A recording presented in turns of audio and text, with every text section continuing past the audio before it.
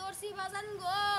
ধরার পর আমি প্রেমিকার সামনে গেছি তোর মাইরা প্রেমিকা আমারে বলে আমি বলে কিছু পিন্দি নাই বলেন ঠিক কিনা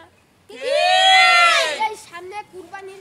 ঈদ আইতাছে এই ঈদের মধ্যে পেঁয়াজের দাম বাইরে যাব মরিচের দাম বাইরে যাব আলু গুঁড়ার দাম বাইরে যাব আর আরব দেশে বাজান গো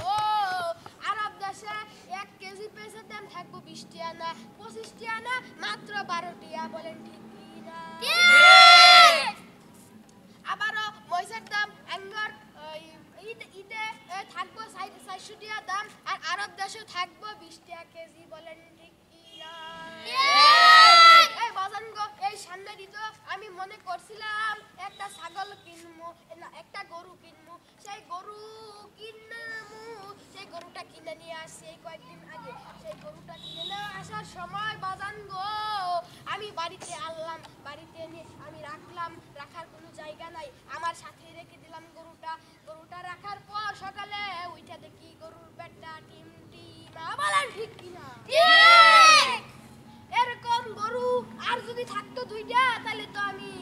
চলে যাইতাম পরকালে